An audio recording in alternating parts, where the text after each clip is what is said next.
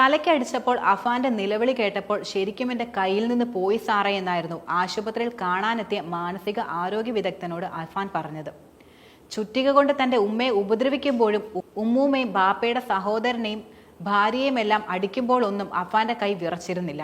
പക്ഷെ സ്വന്തം അനുജന്റെ ഇക്ക എന്ന വിളി ശരിക്കും അഫാനെ വേദനിപ്പിച്ചു എന്ന് പറയാം. ഒരു നിമിഷമെങ്കിലും അവനൊന്ന് പതറി, അവന്റെ കൈ വിറച്ചു. അഫാനോട് സംസാരിച്ച മാനസിക ആരോഗ്യ വിദഗ്ധൻ വെളിപ്പെടുത്തിയത് ഇങ്ങനെയാണ്. ഈ സാഹചര്യത്തിലാണ് രണ്ട് സ്ത്രീകൾ അഫാന്റെ ആക്രമണത്തിൽ നിന്നും രക്ഷപ്പെട്ടത്.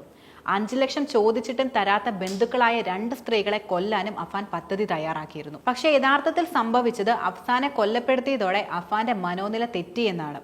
അയാൾ ഒന്ന് പതറിപ്പോയി. അതിനാൽ ബാക്കിയുള്ള 2 പേരെ കൊലപ്പെടുത്താനുള്ള പദ്ധതി ഉപേക്ഷിച്ചു എന്നാണ് അഫാൻ വെളിപ്പെടുത്തുന്നത്. ബന്ധുക്കൾക്കെല്ലാം ശരിക്കും ഇയാളെ ഭയമാണിപ്പോൾ. അവൻ പുറത്തിറങ്ങിയാൽ തങ്ങളെ ആക്രമിക്കൂ എന്ന ഭയം അവർ വെളിപ്പെടുത്തുകയുണ്ടായി. ശരിക്കും മകൻ ചെയ്ത കുറ്റകൃത്യങ്ങളെല്ലാം തുറന്നു പറയുമ്പോൾ പിതാവ് അബ്ദുൾ റഹീമിന് അത് താങ്ങാൻ കഴിയുന്നുണ്ടാകില്ല. ഇപ്പോൾ എല്ലാവരുടെ മനസ്സിൽ ഉയരുന്ന പ്രധാനപ്പെട്ട ചോദ്യമാണ്, ആ പാവ മനുഷ്യൻ ഇതൊക്കെ എങ്ങനെ സഹിക്കുമെന്നത്. ശരിക്കും പറഞ്ഞാൽ ഒരു മനുഷ്യന്റെ ജീവിതത്തിൽ അനുഭവിക്കാൻ കഴിയുന്നതിന്റെ ഏറ്റവും വലിയ വേദനയാണ് അദ്ദേഹം ഇപ്പോൾ അനുഭവിച്ചുകൊണ്ടിരിക്കുന്നത്. മറ്റൊരു ശ്രദ്ധേയമായ കാര്യം എന്നത് അബ്ദുൾ റഹീമിനെ കൂടി അക്ഷരാർത്ഥത്തിൽ കുടുക്കുന്ന കാര്യങ്ങളാണ് അഫാൻ പോലീസിനോട് പറഞ്ഞതെന്നതാണ്. അഫാൻ പറഞ്ഞത് കടബാധ്യതകൾ കൊണ്ടാണ് താൻ ഇത്രയും ക്രൂരമായ കൊലപാതകങ്ങൾ നടത്തിയതെന്നായിരുന്നു. പക്ഷെ പിതാവിന്റെ മൊഴി എടുത്തതോടെ ഞെട്ടിക്കുന്ന വെളിപ്പെടുത്തലുകളാണ് പുറത്തു വന്നത്. യഥാർത്ഥത്തിൽ ആരാണ് സത്യം പറയുന്നത്? പോലീസിന് പോലും ശരിക്കും സംശയമായി. പിതാവ് പറഞ്ഞത് തനിക്ക് 15 ലക്ഷം രൂപയുടെ കടമേ ഉള്ളൂ എന്നാണ്. തുടർന്ന് കടത്തിന്റെ കണക്കുകളും രേഖകളുമെല്ലാം റഹീം നിരത്തി. ഇതിലൂടെ അഫാൻ പറയുന്നത് കള്ളമാണെന്ന് പോലീസിന് വ്യക്തമാവുകയും ചെയ്തു. ഇപ്പോൾ ഈ കൊലപാതകത്തിന് കാരണമായ ഘടകങ്ങൾ അന്വേഷിക്കാൻ പോലീസ് ഒരുങ്ങുകയാണ്. 15 ലക്ഷം രൂപയുടെ കടമാണ് ഉള്ളതെന്നും അത് താൻ തന്നെ പരിഹരിക്കുമെന്നും റഹീം പറയുകയുണ്ടായി. മാത്രമല്ല, പുതിയ വീട് വെച്ചതുമായി ബന്ധപ്പെട്ട് ഒരു കടവും നിലനിൽക്കുന്നില്ലെന്നും പിതാവ് വെളിപ്പെടുത്തി. വീട് വെച്ചതിന്റെ കടവും ഉപ്പ പലരോടും കടം വാങ്ങിയിട്ടുണ്ടെന്നും മാത്രമല്ല ഗൾഫിലും കടം ഉണ്ടായിരുന്നുവെന്നും ഉമ്മയും പല വിധത്തിൽ കടം വാങ്ങിയിരുന്നുവെന്നുമാണ് അഫാൻ പറഞ്ഞത്. ഈ കടങ്ങളെല്ലാം തീർക്കേണ്ടത് താനായിരുന്നുവെന്നാണ് അഫാൻ വെളിപ്പെടുത്തുന്നത്. ഈ കാരണങ്ങളൊക്കെയാണ് കൊലപാതകത്തിന് പിന്നിലെ കാരണമെന്നാണ് അഫാൻ പോലീസിന് നൽകിയ മൊഴി. ശരിക്കും അഫാൻ ഈ കൊലപാതകങ്ങളെല്ലാം കരുതിക്കൂട്ടി ചെയ്തതാണെന്നതിൽ സംശയമില്ല.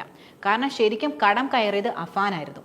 23 വയസ്സുള്ള ഒരു ആൺകുട്ടിക്ക് ഇത്രമാത്രം കടം എങ്ങനെ ഉണ്ടായി എന്നതാണ് എല്ലാവർക്കും ഉണ്ടാകുന്ന സംശയം. പോലീസ് ഇത് കൃത്യമായി അന്വേഷിക്കുമോ? ഇതിന്റെ യാഥാർത്ഥ്യം കണ്ടെത്താൻ കഴിയുമോ എന്നൊക്കെയാണ് ഇനി അവശേഷിക്കുന്ന ചോദ്യങ്ങൾ. അഫാൻ ഉണ്ടാക്കിയ ഈ കടം എങ്ങനെ ഉണ്ടായി എന്നത് പിതാവിനോ മറ്റു ബന്ധുക്കൾക്കോ അറിയില്ല.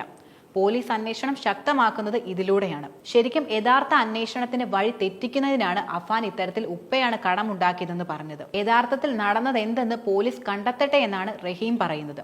തനിക്കുണ്ടായ സാമ്പത്തിക ബുദ്ധിമുട്ടുകൾ ഒരിക്കലും മകനെ അറിയിച്ചിട്ടില്ലെന്നാണ് അദ്ദേഹം വെളിപ്പെടുത്തുന്നത്. മാനസിക പ്രശ്നങ്ങളൊന്നും തന്നെ അഫാൻ ഇല്ലെന്ന് മാനസിക ആരോഗ്യ വിദഗ്ധരും വെളിപ്പെടുത്തുന്നുണ്ട്. ഇത്തരത്തിൽ കൊടും ക്രൂരതകൾ നടത്തിയിട്ടും അഫാൻ ഒരു വിധത്തിലുള്ള കുറ്റബോധവുമില്ല. അഫാന്റെ നിലവിലെ ആരോഗ്യനിലയിൽ പുരോഗതിയുമുണ്ട്. പക്ഷെ മകനെ സംരക്ഷിക്കാനാണ് അമ്മ ഷെമീന ശ്രമിക്കുന്നത്. ഇത്തരത്തിലുള്ള വാർത്തകൾ കേൾക്കുമ്പോൾ ഒരിക്കലും മനുഷ്യന് പ്രതികരിക്കാതിരിക്കാനാവില്ല. ഈ കേസുമായി ബന്ധപ്പെട്ട് നിരവധി വിമർശനങ്ങളാണ് ആളുകൾ ഉയർത്തുന്നത്.